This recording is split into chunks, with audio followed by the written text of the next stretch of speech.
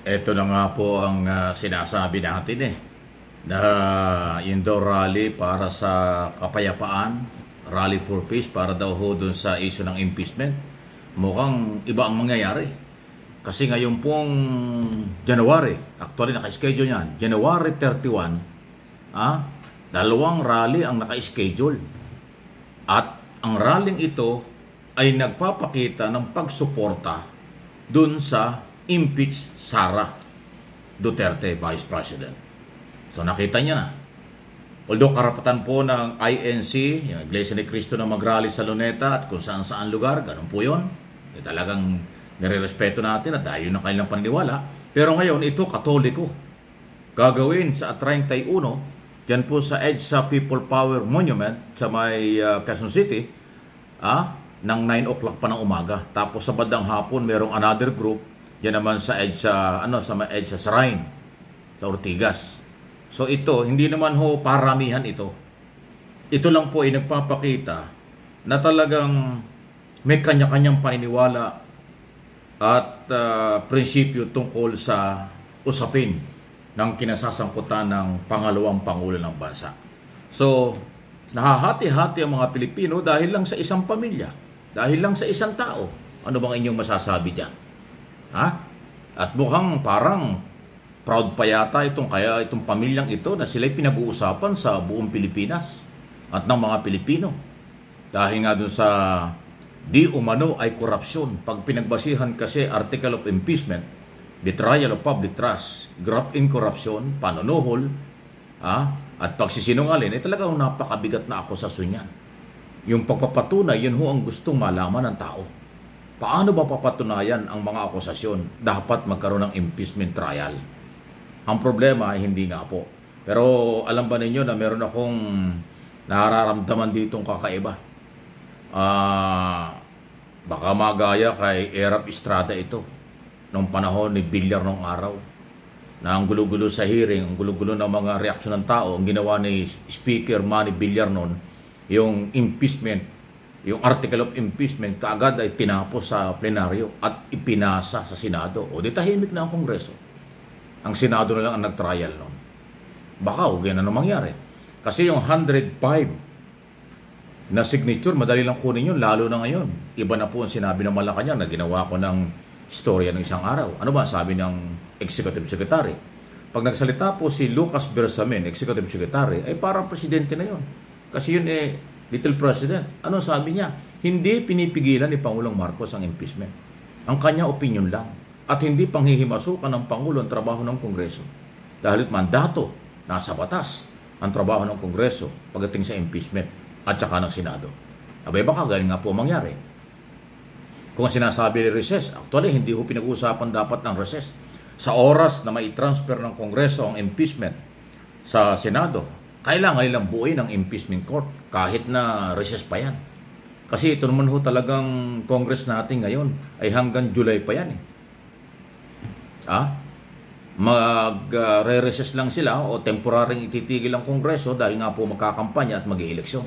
Pero talagang kailang term as congressman at senador ay hanggang June 30 pa. At yung July, dun po uupo yung 20 Congress. Kaya yung trabaho ng mga senador at congressman hanggang June 30 ngayong 2025. Kaya gugustuhin, may oras pa talaga. Naku, pero sabi ko nga, sa halip na makita natin at madinig ang mga statement ng kampo ni Duterte na magpakumbaba, magsisi at kung ano tungkol sa isang hindi. Patuloy po pa rin ang kanilang paninira. Talagang ang feeling nila wala kayo, kami ang totoo. Wala kayo, kami ang mananalo. Wala kayo, puro lang kayo bintang. Kami hindi naniniwala sa inyo. Kaya subukan na ito. Subukan na po ito ng kapangyarihan ng batas, kapangyarihan ng politiko. Kaya dapat lang sundin ng taong bayan ay yung batas. Sundin ng Kongreso yung proseso. At yan ang hinihintay ng taong bayan. At yan din ang gusto ng Pangulong Marcos. Rule of law. Inuulit ko, ang sabi ng Executive Secretary Bersamin, hindi pinipigilan at walang authority ang Malacanang na pigilan ang trabaho ng Kongreso at Senado sa issue ng impeachment. Kasi yan nga po ay sinasabi ng saligang batas na sila ang merong jurisdiksyon. Exclusive na trabaho yan ng Kongreso at Senado, hindi ng Executive Department. So, abangan natin. Any comment, reaction, malaya po kayo sa isyong ito. Pangalawa na ating pag-usapan, ito yung napapansin ko dun sa pangalawa na yatang hearing ito, pangatlo na, ng Committee on Franchise ni Congressman Tambunting. May mga ilan congressman, ayaw ko ng pangalanan. Merong 2, 3 o 4, 3 lang yata yung maingay na congressman na parang ang dating pabor sa National Grid Corporation of the Philippines. Nag-iisa yung National Grid of the Philippines, pero pinagdududahan pa na maaaring kontrolado ng China at nagagamit na business ito para makontrol ang Pilipinas kasi sila nag-susupply ng power supply sa kanila dumadaan. Pero sa halip po na pagpaliwanagin, totoo bang o hindi na? Umiiral pa ba ang 60-40? 60% sa government, Pilipino, 40% sa dayuhan kapag business. Ito kasing National Grid Corporation of the Philippines, kahit na masyadong technical ang trabaho nila, kaya madalas ating topic, kasi nakasalalay na ang ating seguridad. National security na po ang usapin dito. I-imagine po ninyo na kung kontrolado ng mga Chinese businessman at Chinese national or Chinese government ang inirehiya sa ating bansa, saan tayo pupulutin? Anytime. Pwede tayong i-brown out. Sabi nga lang, merong remote button na pwede nilang i-brown out kahit na hindi naman kailangan. Kung gusto nilang tayo isabotahe. Kaya related ito doon sa prinsipyo na pinaglalaban ng Philippine government at ng taong bayan sa West Philippine Sea, na ang Chinese government din po ang nangihimasok at nangaagaw sa ating territory. Kaya itong operasyon ng National Grid Corporation of the Philippines nakakapagtaka. Bakit may mga congressman na ipinagtatanggol pa ito? Sa halip ay dapat kanilang pigain, alamin kung sila ba ang nasaan ang loyalty. Sila ba ay ito ba'y kontrolado pa ng Pilipinas o hindi? Totoo ba na mga Chinese government, Chinese business sector ang meron ng kontrol nito? Napakahirap po niya, napakalaking problema. Pero tulad ng sinabi ko, may mga ibang congressman, hindi ko alam kung ano ang tunay na dahilan. Sabi nga nila magkaano. Pwede nga natin tanungin kasi napakalaking negosyo.